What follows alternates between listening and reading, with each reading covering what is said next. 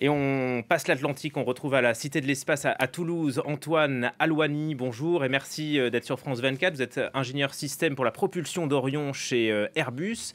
Car oui, les Européens ont participé à cette mission, on va en parler. D'abord, les toutes dernières informations dont vous disposez, il y aurait un problème d'hydrogène sur l'un des moteurs ?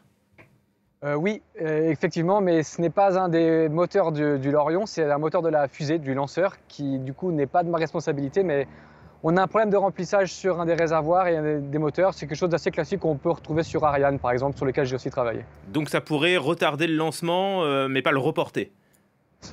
Tout dépend de la gravité de la panne. Alors là, je ne peux pas vous dire, je ne suis pas dans les petits papiers de la NASA actuellement. D'accord. Parlons donc de votre collaboration, puisque les Européens ont fortement travaillé aux côtés de la NASA pour cette mission Artemis. Vous avez construit la partie basse de la capsule Orion, c'est ça ? Tout à fait. On a construit ce qu'on appelle le module de service, c'est-à-dire la partie arrière du vaisseau spatial qui fournit aux astronautes tout ce dont ils ont besoin pour faire leur mission, c'est-à-dire l'eau, l'air, l'électricité, la climatisation et la propulsion dont je suis en charge. Comment ça se passe une collaboration avec les Américains ? J'imagine que ça requiert beaucoup de coordination. Tout à fait. Travailler avec les Américains, c'est pas ce qu'il y a de plus facile parce que, en fait, il y a tout un système à la fois gouvernemental et industriel qu'il faut mettre en place. Puisqu'en fait, nous, Airbus, qui sommes le prime contracteur qui fabriquons ce module de service, nous n'avons pas de contrat direct avec la NASA. La NASA ne peut pas nous payer directement avec l'argent du contribuable américain. Donc nous devons fournir un ESM à l'Agence spatiale européenne pour le compte de l'Europe, qui le fournit à la NASA en avantage en nature, si vous voulez. Et ensuite, la NASA le met à disposition de son industriel à elle, qui est Lockheed Martin, qui est le responsable de l'ensemble du véhicule Orion, capsule et module de service compris. Quel est le poids de votre part de collaboration ? Est-ce que les Américains auraient pu monter une telle mission sans vous, sans les Européens ? Alors oui, ils auraient pu tout à fait, hein. C'était ce qui était prévu au départ d'ailleurs.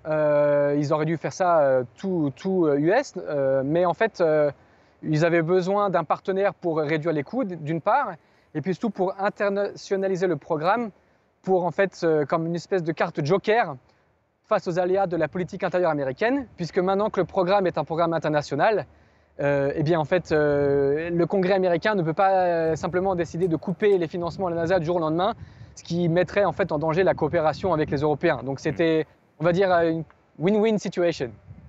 Les dernières informations venant de la NASA qui affirment qu'il n'y a pas de fissure ou de fuite sur la structure du réservoir. On parle de la fusée et non pas de la capsule, donc c'est plutôt une bonne nouvelle. Vous êtes dans quel état d'esprit ? Qu'est-ce que vous espérez ? Qu'est-ce que vous redoutez aujourd'hui ? Alors, l'état d'esprit, c'est de l'excitation d'abord et de la fierté ensuite. Moi, personnellement, ça fait 4 ans que je travaille sur ce projet et pour la propulsion. La propulsion en particulier, c'est quelque chose de très compliqué. Si vous avez vu le film Apollo 13, voilà, vous savez de quoi je parle. C'était un tout petit élément de la propulsion qui a failli tourner la catastrophe. Donc, pour moi, voilà, je suis très impatient de voir ce que ça va donner. Et je suis, en tant qu'Européen, très fier, et Français, très fier de pouvoir participer à cette immense aventure. En tant qu'ingénieur, c'est l'aventure d'une vie, en fait. Et vous pouvez nous en dire plus sur cette fameuse propulsion, donc ça signifie quoi ? Alors, en fait, donc la propulsion du module de service, enfin de l'ensemble du vaisseau spatial, elle va être utilisée pour cette mission jusqu'au maximum de ses capacités. Et on va notamment pousser le système dans ses derniers retranchements. Et là, on sait qu'au niveau technique, en fait, on va voir si on a bien fait nos calculs et si on a les bonnes marges, si on a produit le bon matériel. Et si ça ne marche pas, ça va se voir tout de suite parce qu'on ne pourra pas ramener le vaisseau à la maison. Et si on ne ramène pas le vaisseau à la maison, eh bien, en fait, l'objectif numéro 1 du premier vol pour la NASA, qui est de tester le bouclier de rentrée thermique quand la capsule revient sur Terre depuis la Lune, ça, on ne pourra pas y arriver parce que nous, on aura échoué à faire notre part du travail. Et donc la mission sera terminée. L'homme a marché il y a 50 ans sur la Lune. Pourquoi est-ce qu'on a attendu aussi longtemps pour renouveler l'expérience ? Oh, il y a beaucoup de raisons à cela. Je dirais la première d'entre elles, c'est peut-être parce qu'à l'époque, on n'était peut-être pas allé sur la Lune pour les bonnes raisons.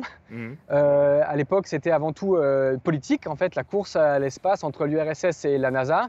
L'URSS était devant sur quasiment toutes les premières orbites, premiers satellites, premiers vols autour de la Terre. Et puis finalement, la NASA a gagné la course en mettant en premier un astronaute américain sur la Lune. Et puis une fois qu'ils ont fait ça, il n'y avait pas vraiment de volonté à long terme, si vous voulez, de rester ou de faire quelque chose avec la Lune. Mais là, maintenant, c'est complètement différent. La stratégie de la NASA, c'est pas d'aller sur la Lune pour planter un drapeau et pour dire qu'on est meilleur que les Chinois ou quelque chose comme ça. Là, c'est vraiment le but, c'est d'aller sur le long terme pour construire une infrastructure, pour y rester, afin de pouvoir, depuis la Lune, aller ensuite vers Mars, comme une sorte de tremplin, puisqu'en fait, c'est beaucoup plus facile, si on est capable d'utiliser les ressources lunaires, de partir depuis la Lune pour aller vers Mars que de tout faire depuis la Terre. Oui, c'est l'objectif ultime, donc c'est d'atteindre Mars via la Lune. Tout à fait, exactement. C'est un peu comme un billard à deux bandes, si vous voulez. Ça prend beaucoup plus d'efforts sur le long terme de faire ça, parce qu'au début, il faut créer toute cette infrastructure sur la Lune. Mais une fois que vous l'avez, en fait, après, vous avez toute une infrastructure qui fonctionne et vous pouvez en fait beaucoup plus facilement d'aller de l'un à l'autre plutôt que d'y aller en une fois. Ça prend du temps au début, mais sur le long terme, vous êtes gagnant.